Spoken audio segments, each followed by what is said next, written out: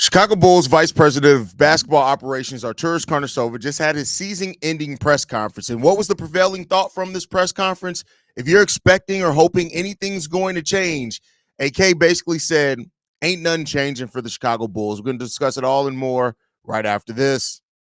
You are now tuned in to Chicago Bulls Central, hosted by Hayes, your number one spot for all things Chicago Bulls.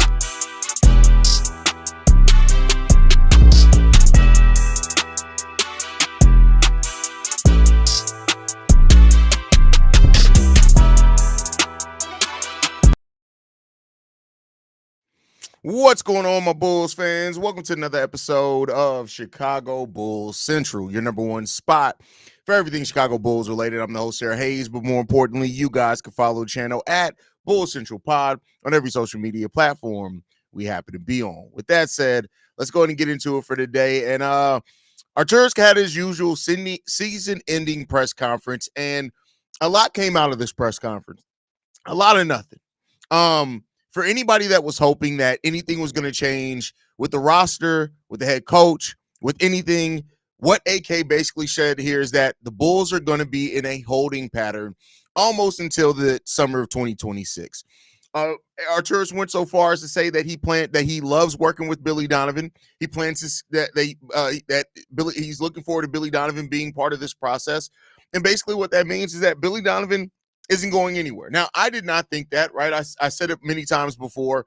Do not be surprised if Billy Donovan signs a contract extension, not necessarily because I want him to, not necessarily because that's what I want to see happen, but because that's just how this front office operates. Now, they did not say anything in regards to or anything along the lines of a contract extension or anything like that. So it seems like they're going to wait out and see where it's going to end up being when it comes down to it. But this, again, is another example of why Chicago was kind of stuck spinning its wheels, right? No, I do not expect them to move on from Coby, Josh Giddey. Arturas even talked about the contract extension of Coby White. That's pretty much going to stay there. But the comments that he made here has basically shown that this team is basically going to stay the exact same. And I kind of told you guys that before, right? I said that I don't see the Bulls making any type of big swings until the summer of 2026. And Arturas basically said that exactly, that they're waiting on the cap flexibility of in the summer of 2026, and that's probably when they're going to make some moves and things like that, right? So we got updates on that, Josh Giddey's wrist injury, things like that. He did say this, that the hand injury will be a non-issue by the start of next season, that he will rest up for the wrist for a couple of weeks, and he fully expects to be ready to go by next season, right? Also in regards to Patrick Williams, he said this. Patrick had a tough year, and both Williams and the organization had higher expectations. He said that Williams is now fully healthy, and he's excited to see how the forward responds next season. Again, pointing out to what? He's probably not going anywhere, right? That's what it comes down to. Again, when it comes down to Billy Donovan, direct quote from AK in regards to Billy Donovan. He's done an unbelievable job, and I have fully confidence moving forward with Billy. I told you guys this, right? He said that Billy Donovan's ability to get buy-in from players regarding offensive philosophy and shot profile change, he's done an unbelievable job, and I have full confidence in Billy Donovan. I mean, listen, I tell y'all, Billy Donovan is not going anywhere with the Chicago Bulls. And a lot of people confuse my video that I said that Billy Donovan, I wouldn't be surprised if Billy Donovan gets a contract extension with saying that I want Billy Donovan to get a contract extension. No, it's because I am a realist and I understand what this front office did. And with the wins that the Bulls had on the back half of this season, with the change of play style, with getting Coby and Josh Giddey on the same page, especially if this team looks more like what it did at the end of the season, at the beginning of next season, Billy Donovan's not going anywhere anytime soon. I would tell you that right now, right? Arturas did talk about the pending restricted free agency with Josh Giddey and said that basically that said that he wants Josh Giddey and Coby White both long-term, right? He said that Coby White has outplayed his extension and will likely head into unrestricted free agent in 2026. That's expected, right? He can get most money going into unrestricted free agency, but he did say that he does want Josh Giddey and Coby White. here part of the long term. So for anyone who was questioning or hoping or thinking that the Bulls are going to move on from Coby White because of his bad performance in the play-in, it seems like that's going to keep going on right here. He said, as far as Josh Giddey, he says this: I think he fits really well here, and I hope to see him here for the next years to come. So it is what it is. Now, Joe Cowley, as Joe Cowley has been doing in these press conferences for about the last year and a half, asked very direct questions. He asked about the reluctance to be worse, to gain better draft picks. He asked about the timeline that the Chicago Bulls team finds themselves on. And Arturas said this: I cannot define the actual timeline, but what we need to do is build on the positives this year in this young group and look at ways to improve and come back next year with a little bit higher expectations. They're basically, in the way that I'm looking at that, it's basically saying we finished the season strong. We want to see if that strong finish can translate to a strong start next year, right? Arturas also said, I wouldn't put any limitations on this roster, and the way Josh Giddey and Coby White are playing, we're constantly looking at ways to improve. So at least there is that, right? If they're looking at ways to improve, great. But like I said, it really does seem like this is a team that's going to spin the wheels for the majority. They're going to take their draft pick this year, no matter where it sits. They're going to take that player. They're going to add that to the young core. But the majority of this roster is probably staying the same. Now, he didn't really speak much on Nikola Vucevic, so and I don't expect him to. But, when it comes down to that, we'll see how that goes overall for the Chicago Bulls. But they're still figuring some things out, still trying to gain what they're going to be and what they're going to turn into. And I think overall we got some things that we are left to kind of figure out with the Chicago Bulls team. Josh Giddey is up at the podium now. We're going to see about bringing that on. Give me 1 second here.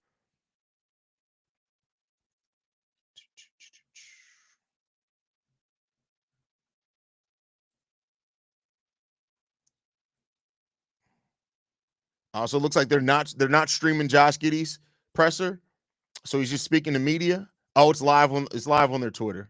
All right, hold on. We're gonna bring that over here in a second. Give me 1 second. Nikola Vucevic is up now.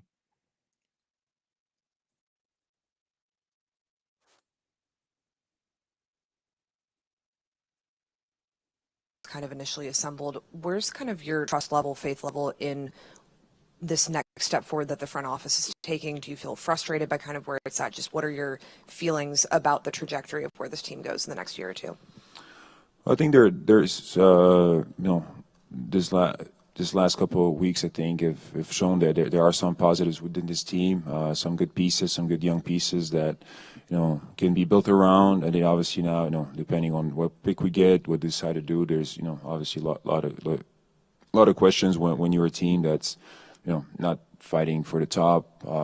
You're trying to get there, but I have trust in them, and I believe they want to do what's best for this team and build a good team that wants to win. So yeah, we'll see. Again, it's hard to really know what the plan is, what's ahead, what they're thinking of doing. But it's definitely something I'm going to talk to them about. Obviously, I'm at a stage in my career where I'm trying to win now, and play in playoffs and hopefully deep playoff runs and things like that. So we'll see. But I believe that there are pieces here that we can build upon. It is a young team. It does take time, but it all depends on what their timeline is and how they see this team. Vuce, I was going to ask something along the similar lines. You said you haven't talked to AK yet about what their plans are for you, but do you want to be part of this team? Great question here. As AK said, is it a team in transition? Yeah, I mean, again, like I said, if it's a team, if it's, the plan is to try to improve and to get better year by year, then yeah, sure. I mean, of course, I enjoy playing with these guys, like I've said, all year long. I think we have a really good group of guys. Guys that are, that are trying to do the right thing, trying to win, trying to get there. And it's a process. When you're a young team, trades happen, a lot of things happen this season, and it doesn't just happen overnight. So yeah, to me, if the plan is to continue to improve, get better, and try to achieve more next season, then yeah, Absolutely, of course, I'd like to be here. But so that's something I'll have to obviously discuss with them. And y'all hear this? Okay, is the volume okay on this? Yeah, Vooch, I'm curious about the style of play that you all transitioned to this season. Just what are your general thoughts on how effective it was? Obviously, when you won you all some games, kept you competitive. How transferable do you feel like it is into a postseason style of play, and just your overall thoughts on what it did for this team this season and moving forward, what you guys can do with that style of play? Well, I think it definitely helped us throughout this season. I think for us to have a chance to be a good team, we had to play that way. We knew we weren't at our best in half court, and that unfortunately showed last night. So I think it is something that we can sustain, but Thanks, at the John. same time, we will have to get better. When the game does slow down, like it does in postseason. When teams really start scouting you, when teams have time to really focus on what you do, they're going to start trying to take away stuff like that from you. And so, again, it's a young team. It's a process. A lot of these guys have not played in many, postseason games or have experienced that. And so you have to go through it. And I think, last night was a good example of it, but it's part of it. It's part of growth. So I think that there are a lot of positives from playing in this style. I think there were a lot of games that we did win because we imposed our style on other teams. And I think a lot of it came also from us, improving defensively as well, which last night we weren't good on that end, and then we were able to run, and so that hurt us. But I think a lot of positives. We continue to build on it. I think most importantly was that guys really bought into it. I think as the year went on, we were more disciplined with it. The turnovers got a little better. That's a big emphasis also, which when you play fast, at times you can get carried away. That's part of it. But if we can control some of those stuff, I think there's still a lot of room of improvement to play at that pace, but also trying to figure out also when it's not possible to play at that pace, how to still be efficient offensively and find ways to play against teams that are going to try to slow us down. You seemed toward the end of that game especially or unusually agitated. Did you think the game yesterday was a one-off exception or exposing fatal flaws in the roster and the way your team plays? I think it was probably a mix of both. I definitely think we didn't play at our best, that's for sure. But there were definitely things that Miami did that took us out of our best. All right. I'm going to stop sharing this for a second just because I think Vooch is just talking about the game. We all kind of knew how the game went. I think the thing that's kind of prevailing here is that Vooch basically just said that he is fine staying here if this team is actually moving forward with something. Now, I do believe a little bit of that is like he's not going to come out here in the season in the press conference and say, I absolutely got to get out of here, right? So I think that's a little bit of that there. But it would be interesting if the Bulls do feel like if they don't draft a center, right? Let's say they draft a 4, right? And a defensive-minded 4. Would they then think that you have enough shot blocking with Matas and a defensive-minded 4 to where you keep Nikola Vucevic around, right? Vooch seems like I just want to win, right? That's what I'm paraphrasing here, but the feeling I really got for what Nikola Vucevic said there is that I want to win. I want to make sure that we're going. I want to be somewhere where it feels like we at least have a chance to go on playoff runs. Now, you can read between the lines on that. Does he feel like this team with the right moves can excel enough to get there? Or is that him basically saying, hey, I'm in the latter part of my career. I want to be somewhere I can compete. That may not be Chicago. I have 1 year left on my deal, whatever it is, right? There's a lot that you can read into that. I personally like to look at how Vooch has performed. Vooch has not performed really well, and he seemed like a player that's been checked out as well, right? So it seems like that is kind of the thing that it's going to, at least in my opinion, right? But I mean, playing both sides of that could be what's happening here. I guess I kind of understand that to a degree as well, right? Tay Allen says, Hayes, what's good, bro? I do have a real question. Is what do you think it is? We play well, but when the games count, we fold every time. Well, we didn't. We didn't fold against the Lakers, neither game against the Lakers, right? We didn't fold against the Denver Nuggets. We didn't fold against, I think what was the Pacers? Did we win that game again? So I think this though, you need experience and coaching. To me, when you can't get over that postseason hump, that sometimes points to coaching. It's not just coaching. Like the Bulls shot like shit, they defended like shit, but then you also got to ask yourself, why wasn't they're more prepared. And why can't you make these adjustments? Those are things that to me point to coaching. That's where like me and Pat over on Locked On Bulls disagree. He thinks it was more players and coaching. That's kind of where I personally hold coaching accountable if that matters, right? Vern, get back to your question here. It says, what up, Hayes? You said it a lot before. AK has always did major. No, that's not what I said. Let me correct you there. I said that he does it over like it's slowly, right? It's more slowly. I don't think he does like it's that thing where you look back on it 3 years after you're like, oh no, they made some significant changes, right? Um, so I think that doesn't change. I don't think that approach changes by Arturas. But let me read the rest of your question on the fly whenever he's been over the years, but do you still believe that's a correct approach or no? Why or why not? I mean, it really depends on what you like. There's no blanket right approach or wrong approach. It really comes down to where that team is currently, right? The assets that you have. The Bulls sit in a place where they can try to do both. We got all of our first round picks. We got cap flexibility, right? We got that. Like we have no bad contract. Well, no big bad contract. Like Patrick Williams, you can say is a bad contract, but it's not a big contract. Like the Bulls, even after signing Giddey, Io, Coby, even if they resign all three of those for 30, $40 million deals, the Bulls could still have 60, $70 million in cap space in the summer of 2026. And that's where you can make some significant moves, whether it's absorbing a player, sending out a pick where you don't have to match the salary, whether it's putting a big offer sheet out there for a nice restricted free agent that kind of fits your team's timeline. The Bulls sit in a place now where I do think there's a legitimate case to be made that they can do either. But do you trust AK to do it? That's the question here, right? That's the question here. And that's the one that I don't think we have or we can say for sure for the Bulls because they haven't shown an ability to move with intention in the way that needs to happen, right? So that's the way that I look at it. I think the Bulls have some stuff here. We got some things here. We got some players that are pretty good. But we got to see where it's gonna go. We got to see where it's gonna go, man. Now was about to get into this quote from Josh Giddey before we started talking about Vooch. Josh Giddey, direct quote, said this: "I haven't won anything. Teams play players to figure out how to win games. That's where I want to get as a solid player." He also said the second half of the year is the second half of the year player is who I am. Love hearing the confidence from Josh Giddey on that. Him saying the player what you saw over the second half of the season, that's who I'm going to be.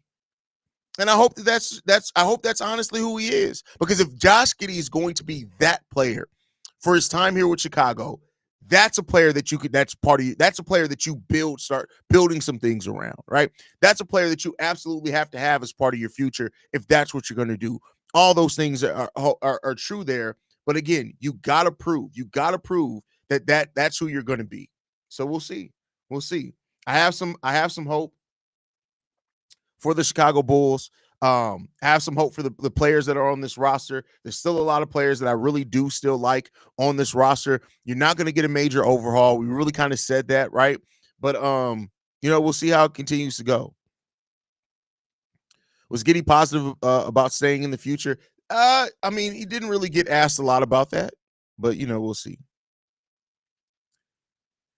Problem is the free agency is watered down and the Bulls are bad at trading. So how do we improve? Well, that's what I said. It's the summer of 2026 because that is the free agent class. And I can't say that we're bad at drafting. We got Matas. Io's a really good draft pick. Dalen and Julian, Julian was a second round pick. I want to be clear here. Second round picks, the way that I personally view them, if you can play them consistently, it's a pretty good pick for you. But looks like we're getting the Josh Giddey portion of the video now. So I think they're streaming this on a delay because we had some of the quotes come out from Josh Giddey, but we're going to go ahead and show this now.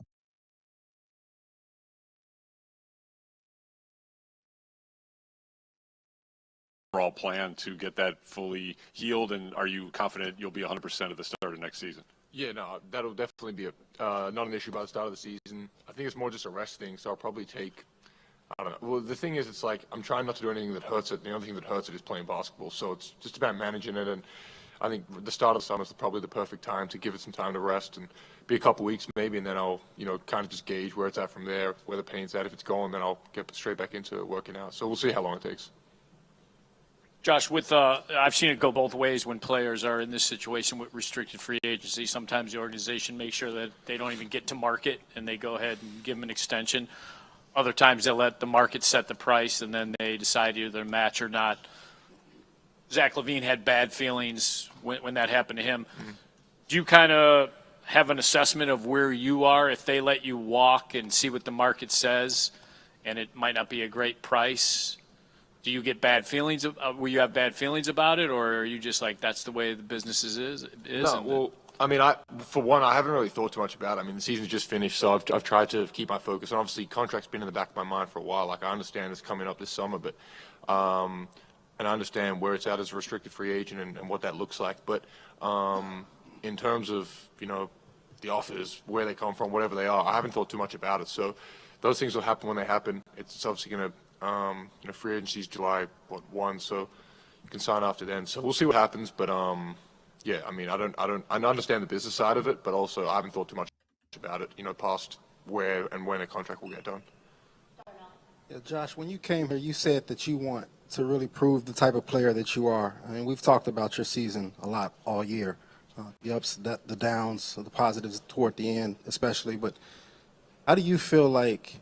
What do you feel like you learned about yourself this season? Do you feel like you got to prove what you're capable of this year? Yeah, I think it was obviously the start of the season.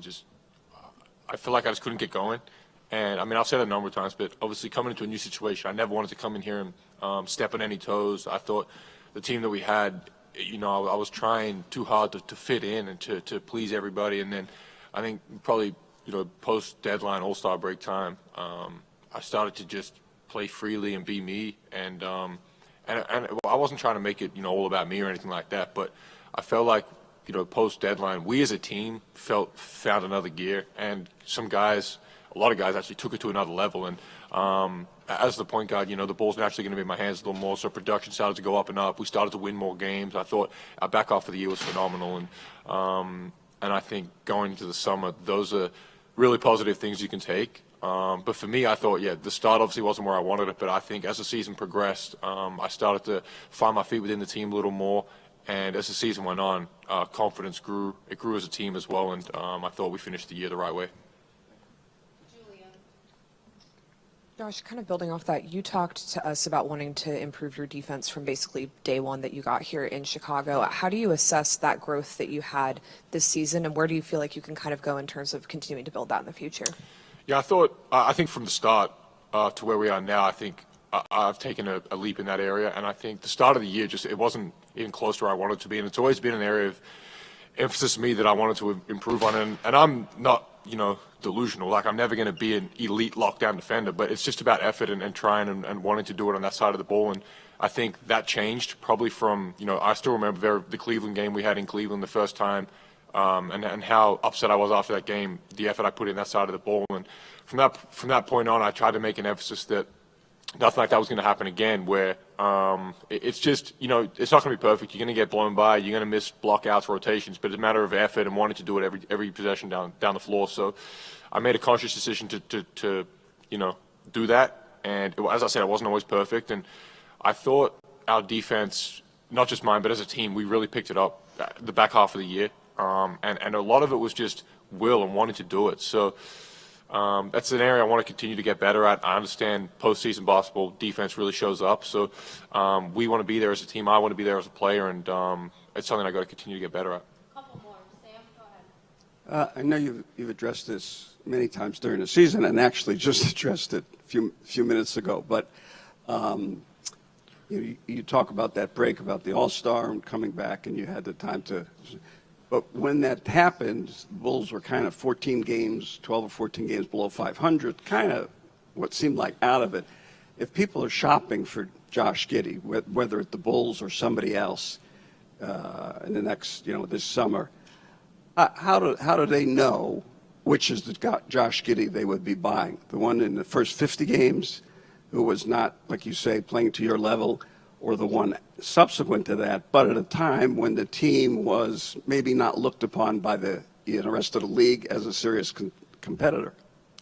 Good question. I think The first half of the year, as I said, it's a new situation, so naturally there's going to be an inclination to come in here and try to fit in. That was my initial mindset. I never wanted to come in and try, not ruffle feathers, but change the whole dynamic of the way guys played and the way the team played. But I think it took me a little while to find my feet, and obviously trade deadline happened when Zach got moved, and he was obviously such a big part of what we did here, and it kind of opened up, avenue for other guys to step into, and I saw that as an opportunity to take on a bigger responsibility, both sides of the ball. And, I think from the 50 games at the start of the season, it was just two completely different players. And not even talking statistically or anything like that. It was a confidence level, an aggression level, effort level. So there was just so many things that changed throughout the year. And I think, obviously, if you compare the statistics, they look, very different. But for me, it wasn't about that. It was about how hard I played, how much I tried to lead these guys, how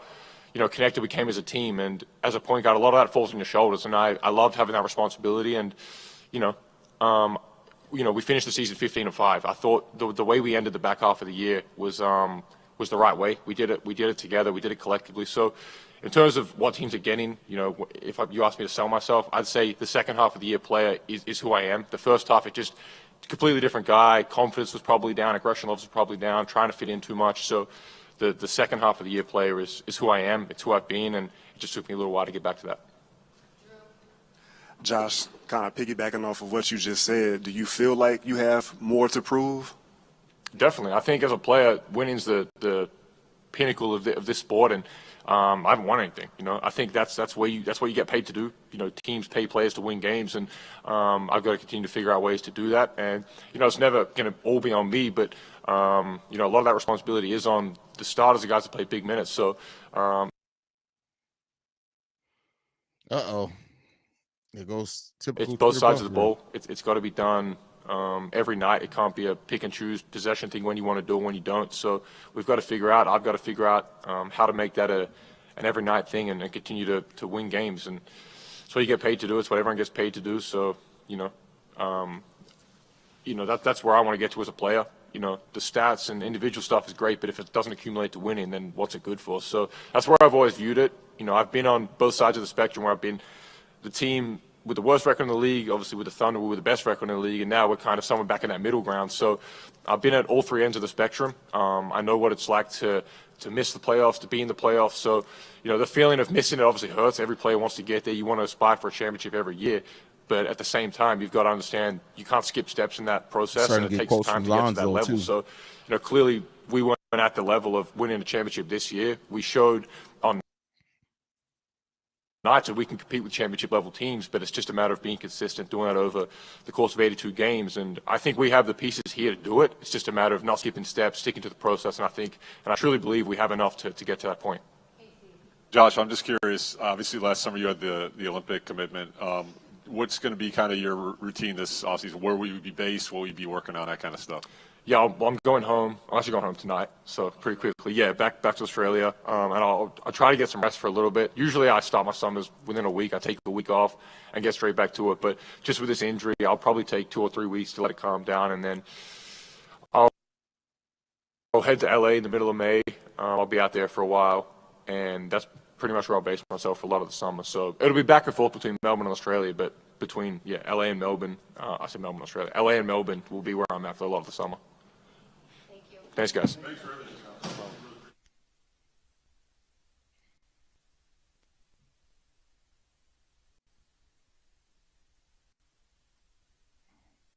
Well, optimistic Bulls fan, you would be flat out wrong on that. And that's why you using specifically off the dribble threes is like the only way that you can create off the dribble. Your initial statement was he doesn't shoot off the dribble, and then you've only go on to pull up threes. You realize that creating off the dribble is more than just pull up threes, right? You realize that everybody doesn't have to be a 3-point shooter to be effective in this league. You literally have constricted your point more to try to have a point, and that is the sign of a weak argument.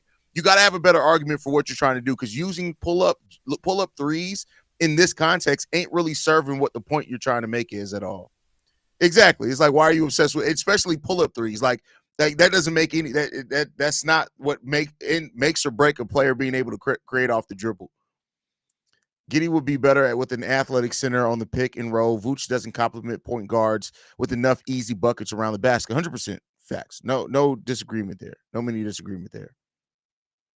No disagreement.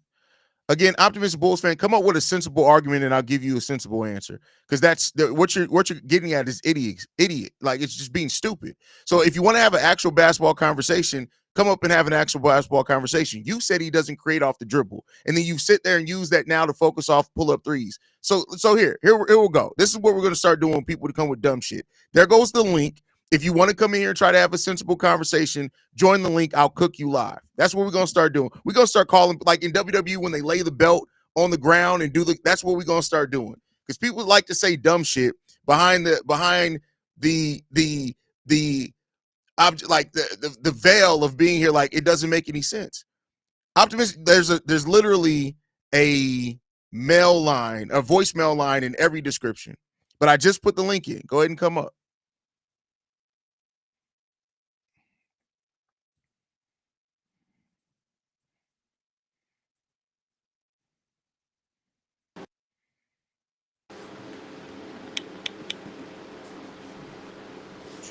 Hold on real quick, Adrian. I'll give you a second if you can hear me. All right, had to get that.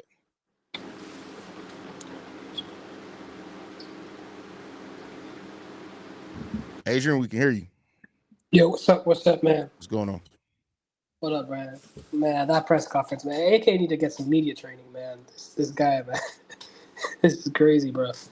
Yeah, I mean, at this point, Arturas and media training, man, it's like, it is what it is, man. He's terrible. I don't know about you, Hayes. I got family all around in Europe. I got family in Asia. They see these things as well, man. They're massive Bulls fans. When I try and tell them what I think is going on with this team, they kind of come in with a different perspective, right? Because them watching a lot of European sports, the way in which media kind of talks about those kind of sports is a lot more ownership based. I just look at this team and the way they sat out that last week before the game, just kind of secure that seed to play the home game. It just gave me a really bad look, man. It just gave a bad look for me, guys. And the way that AK has been talking about that, basically no change until 2026, it just tells me that this guy knows the Eastern Conference is going to be bad, so he can keep his job for another year. I just feel like this is going to be a bad season, man. If we could land like a center, here's your hope. If you can land a rim-protecting center who hits for you in this 2025 draft, you hope that one of these teams who is afraid of the second apron, does not want to re-sign one of their stars, right? You then trade for that star somehow.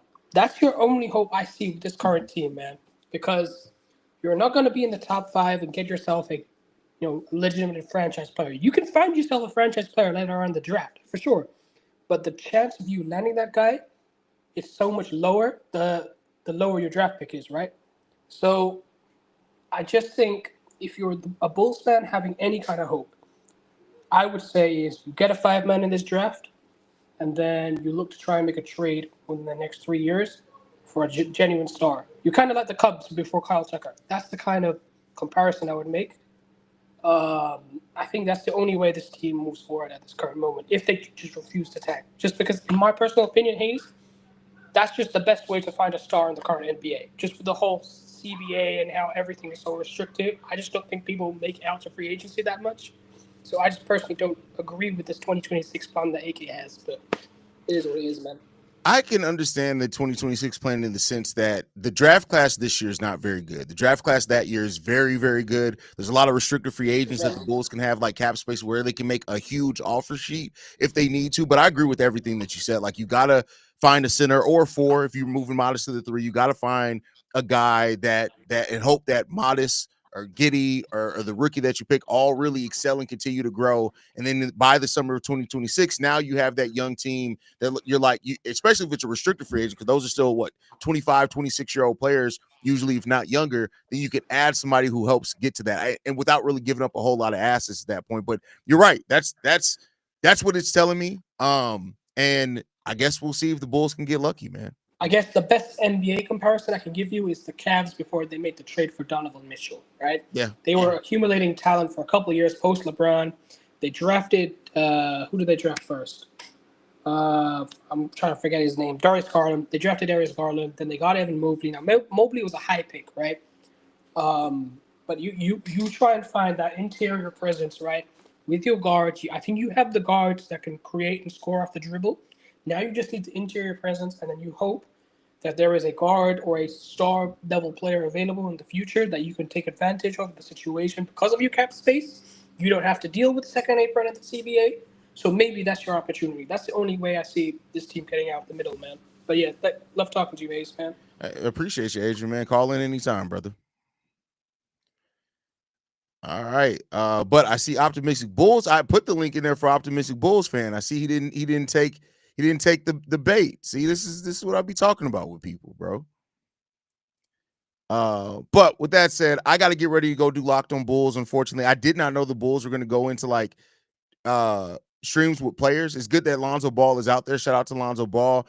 So I will have a video out probably a little bit after I do Locked on NBA in regards to the rest of the details to come out of this press conference. But guys, thank you guys for tuning in. This random live stream in the middle of the day. We will be back, man. We will be back and we'll see what the team can do on going forward, man. But thank you guys for tuning in. Love you guys. Go Bulls. We'll be back here. Give me about an hour. Love you guys. Go Bulls. Peace, y'all. This has been a presentation of the Break Media.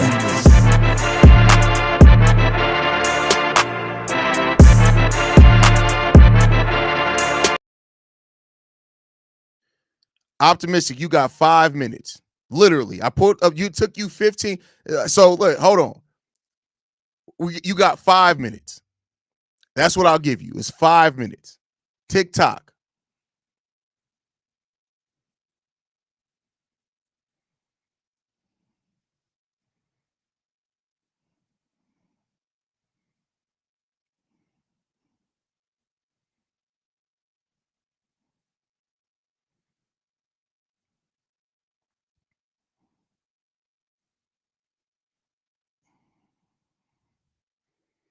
I guess while we're waiting on him, we'll go ahead and bring up this Lonzo thing. And we weren't at our best, I don't think. But I do think there was positive, especially after the All-Star break with the young guys and seeing the growth they made, specifically. I mean, he's arrived and Giddey got comfortable. You know what I'm saying? DT was giving good minutes, THT off the bench. So definitely a lot of positives to look at. I think last night was just, an outlier. The last 20 games, I think we went 15-5. So I want to look at those games more so and build on that and just be ready to start off the season stronger. I think that's the main key for next year, get out in front and not have to. You know what I'm saying? DT was giving good minutes, THT off the bench. So hey, turn that down in the background, Optimistic. I think last night was just you. All right. It was good. Let's have a discussion. Because my comments were about being able to build around Josh Giddey. All I said was it's going to be difficult to build around Josh Giddey, right? Mm-hmm. And the reason I said that was because he doesn't create offense for himself off the dribble enough to drive an offense around, enough to build an offense around him. Okay. See people throwing out there Luka light, Luka diet. Well, let's not talk about what other people are throwing out there. Let's focus on that point. This is all in context of the conversation. Well, the context of the conversation was me and you having a conversation. Yes, other people commented because it's public. Let's not get into what anybody else's comparisons are. Okay, so here's what you said specifically. Okay, so you said specifically, if Josh Giddey is what he was at the end of the season, he'll be able to. He's a good building piece, a building block to build around, right? Yes. Okay, so my response was, it's going to be hard to build around Josh Giddey because of his defensive liabilities and the fact that he does not create from range. Right? That's not what you said. That's not what you said. Go back and pull up what I said. Okay, we'll go back and find it. What quote did I? What did I say? I specifically said how many pull up off the dribble threes has he made all season? But that was the follow up. That's not initially what you said. You said you can't build around him because he doesn't create off the dribble. That's the only thing that you said. No, I didn't say can't. I said difficult to build around because he doesn't create off the dribble. That's one reason, right? Okay, So but that's the comment that's the comment that started it off, right? Do we agree with that? That's the comment that started it off. That's how we started the conversation. That was the only thing that you said. Now you went on later on to talk about his defensive liabilities. We all know that. Yes, you have to have defenders around him. I found a spot in the chat. Giddey is difficult. Is going to be difficult to build around, right? He has no off the dribble bag and cannot create offense from range, right? Giddey is literally all. You said Giddey is literally all off the dribble. What are you talking about? That's how he creates all his offenses off the dribble. Okay, so we're gonna play by play the chat, right? So then I specifically said, how many pull-up threes has he made off the? And off what the was my dribble initial response to that? So hold on, calm down. You stop focusing so much on the chat and have a conversation. Because first off, I said that my first initial. You're the one who focused on threes. Creating off the dribble is more than just creating threes off the dribble. Josh Giddey creates off the dribble, right? That's let's establish that first. Josh Giddey creates off the dribble. That's not in question. That's how most of his shots are not assisted. We know he's not a catch and shoot player. We know that, right? You don't dispute that. He creates off the dribble. That's the first disputing part there. Yes, he creates off the dribble. Secondly, hold on. Secondly, his three-point shooting. We know nobody's saying that Josh Giddey is all of a sudden going to be some three-point shooter. But in being a respectable three-point shooter, because of Josh Giddey's ability to drive as well as create off the dribble, and create opportunities for his teammates around him. Josh Giddey is in the 98th percentile in open shots generated for teammates. Somebody who can generate shots at that rate. You can't say that you can't. Now, we can say it's difficult to build around that because of his defensive liabilities, but the point is, when we initially started the conversation, it wasn't about, nobody's going to make a case for Josh Giddey and his defense. Even in his press conference, he didn't even make a case for his defense. But to say that Josh Giddey can't create off the dribble is false. Josh Giddey accounted for, when points generated off assists, points generated that he scored himself, he accounted for 32% of the Chicago Bulls offense after February 15th. You can build an offense around somebody like that. Go ahead. Okay. So I'm not saying that he does not get assists. He doesn't generate offense. My whole point was it's going to be difficult specifically because of his lack of shooting. Right, so you're going into how much he generates, spraying out, kicking out. You see how the words are changing here, and that's why words. We're gonna have a conversation, right? So if I start off with off the dribble, that's why words mean things, right? The next thing, but I'm saying the next thing I said was how many pull-up threes off the dribble has he made all season? I'm specifically narrowing in that element of the game because what dynamic point guard or wing player in the league creates less from three than Josh Giddey. Over the course of the league, Russ at his best wasn't creating a bunch of threes off the dribble. Jason Kidd is a player that doesn't create a lot of plays based off the dribble. Even Luka Doncic doesn't create a bunch of threes. We're talking about totally different eras now. But it's still just no, we're not. We're talking about a play style, and we've already. And again, you are so focused on 3-point shooting. I get it. This is the era of the 3-point shooter. But at the same time, for a player that generates open looks in the rate that Josh Giddey does, he just has to be an efficient 3-point shooter to where teams have to respect him because he creates 3-point shots for the teammates around him. So I'm not disagreeing that Josh Giddey isn't some amazing 3-point shooter, but with the way that Josh Giddey creates off drives, which we've already seen, pair that with the rate that he creates open shots for his teammates. Okay, go ahead. He can create. You can build an offense around it. Now, yes, you need specific players around that, right? And that goes into the teams that he's been on. Nobody's disputing that. I get you. Here's my retort, right? So Josh Giddey is this great offensive creator. He gets people open. They knock down threes, right? Mm-hmm. How come he didn't look this good until after they moved off of Zach LaVine? So you insert him on this Bulls team. You have Zach LaVine, who shot 45, 43% from three. Mm-hmm. You also have Coby White, who's a very good catch and shoot 3-point shooter on the other side. Coby White is not a good catch and shoot 3-point shooter at all. Okay, he's not good at catch and shoots. That's part of Coby White. Well, he's capable of catch and shoot. He's capable. He's more than a capable 3-point shooter. He's streaky, yes, but he can knock down threes. Other teams respect his knock down threes, but he's not a jump shooter. That's part of the reason why Kobe's season started. So do defenses defend Coby White from three? Yes or no? I'm sorry, repeat that. Do defenses defend Coby White from three? Yes or no? Do they sag off of him and let him shoot threes? It depends on the defense. The now OKC we're talking about semantics. No, we're not talking about semantics. We're talking about play. Yeah, because my point was we're talking about game plan. If you can't shut the fuck up and let me answer your question, we're going to have problems. So that's first and foremost. Go ahead. We're not talking about game plan and semantics are different.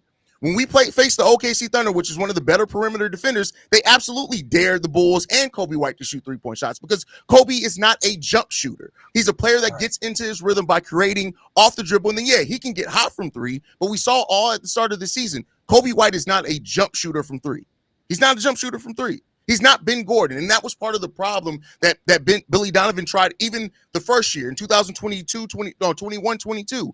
Part of the reason that Coby White never got into rhythm offensively that season is because Billy Donovan tried to make him just a jump shooter off the bench. He's also a player that has to get in rhythm by drives. We talked about it here on the show. Both Josh Giddey and Coby White, when they're playing at their best, we're in the top 10 as far as shots created off drives and offense created off drives. So, no, Coby is not just some jump shooter. He can get hot from three, but trying to make him just a jump shooter actually hurts his game.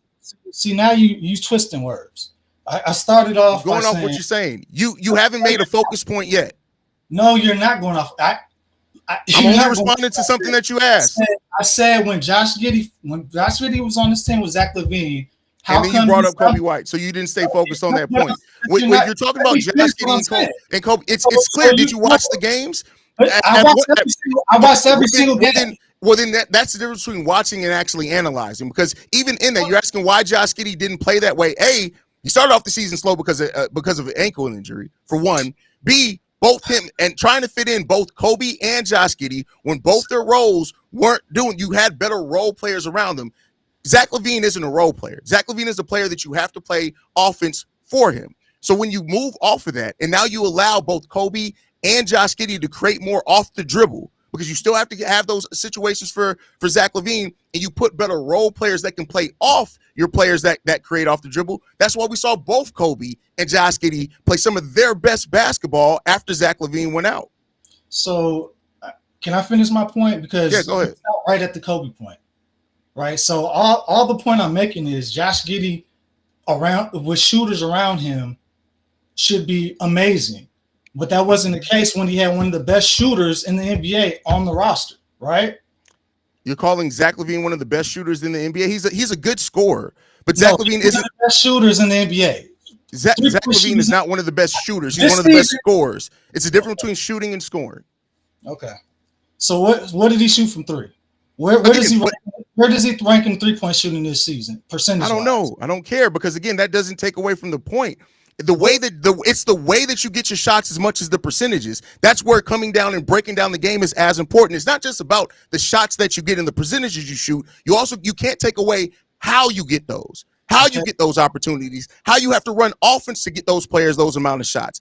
That's what it comes down to and what it matters. And when you're talking about a team fitting together, how you get your shots is as important as where you get your shots. And Zach LaVine can be a good shooter, but the gravity that you have to play with Zach LaVine to get into rhythm is part of the reason why the Bulls offense has been what it's been when Zach LaVine was there, because of the way that you have to play ball for Zach. And I'm not faulting Zach LaVine for that. Same thing with DeMar. These are both two players that are great at what they do, but they aren't built to play off of somebody who has to be as ball dominant as what Josh Giddey has to be his most effective version of himself. Okay, so I mean, this all goes back to the initial point of it's going to be difficult to build around Josh Giddey. No, you said it's going to be difficult because of his ability not to create off the dribble when he does. Yes, Josh Giddey has to continue to play and show the way that he is, but finding players that fit that mold. We have catch and shooters all over the NBA. Finding guys that can play off catch and shoot, that can thrive also in the transition as well that the Bulls create, which is another part of the gravity that Josh Giddey and Coby White play with, is the fact that they both can start the break because they get rebounds and then they can push the break off right off the middle. That's part of where Matas is going to grow in as well. It's difficult to build around. Josh Giddey is not a star or a superstar level player. We all know that. It takes fitting the pieces together right, and you have to have a vision. That's with any player. Point though, why are we trying to fit a puzzle around Josh Giddey?